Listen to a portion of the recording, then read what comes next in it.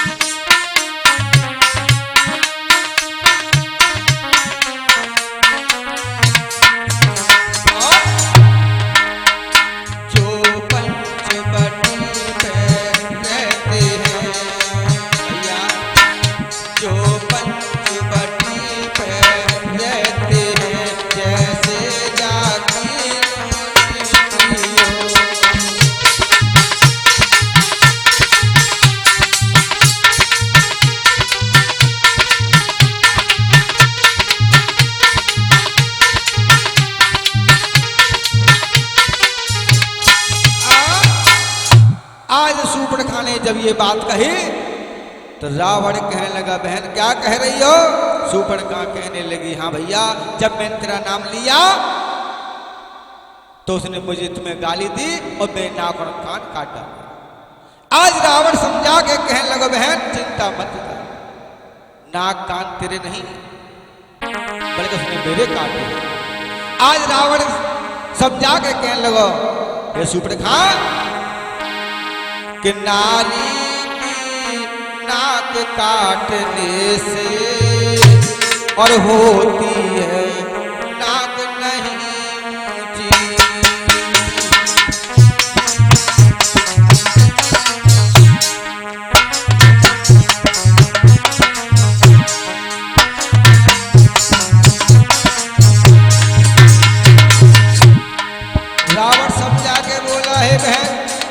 तो चिंता मत कर।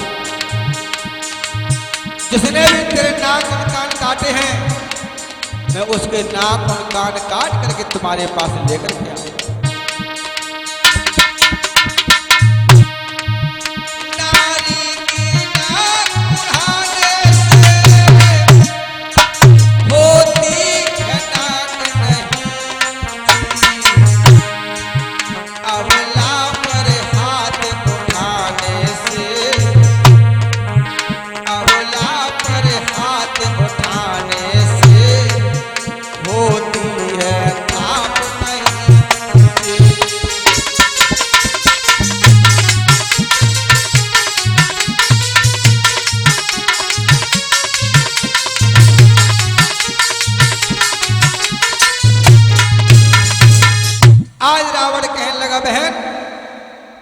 जिसने भी तेरे नाक और कान काटे, चिंता मत कर, मैं उसके नाक और कान काट करके तुम्हारे पास में लेकर के आऊंगा। पर रावण समझा के कहने लगा, बहन तुम्हें मेरे पास तो आना ही नहीं चाहिए था, क्योंकि तुमने जा करके खरदूषण से नहीं कहा। शूर्पणखा कहने लगी, भैया तुम्हारे आने से पहले मैं सबसे पहले खरदूषण के पास में पहुंची, और जैसे ही खरदूषण पहुंचे तो हुआ क्या कि फौज लेकर गए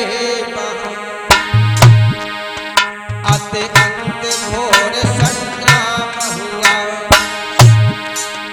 उन बड़े बड़े अब तपस्वियों ने, उन बड़े बड़े तपस्वियों ने उन सबका काम तमाम किया।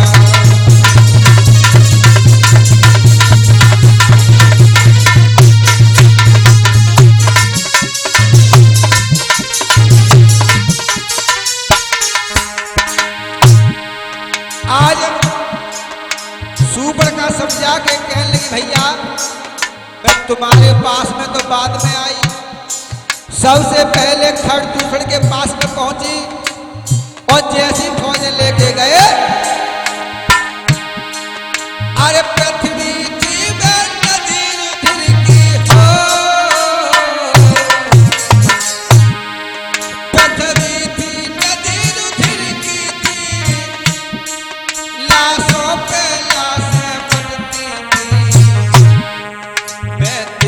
रही थी खड़ी खड़ी उन सबकी गर्दन कटती थी।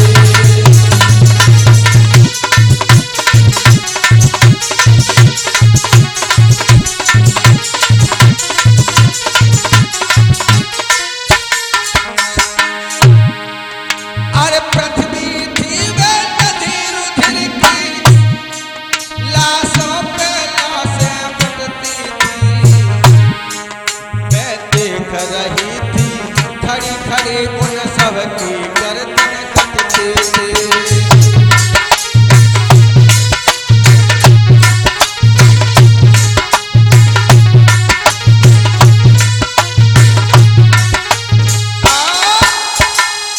आज समझा करके शूर्पणखा कहने लगी, भैया तुम्हारे पास में तो बाद में आई थी, मैं सबसे पहले खरदूषण के पास में पहुंची, लेकिन वो भी युद्ध में मारे गए।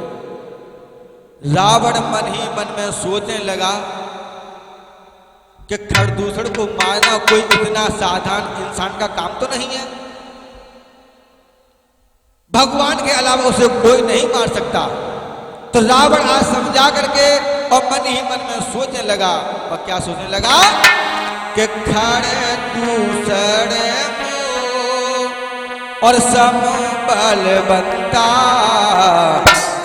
उन्हीं को मारे बिन भगवंता।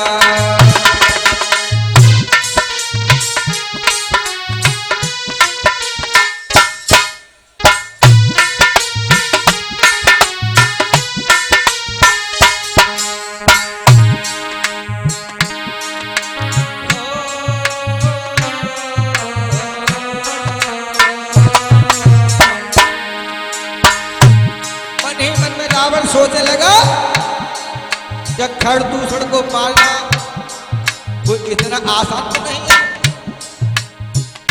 और खरदूषण को भगवान के अलावा कोई नहीं मार सकता।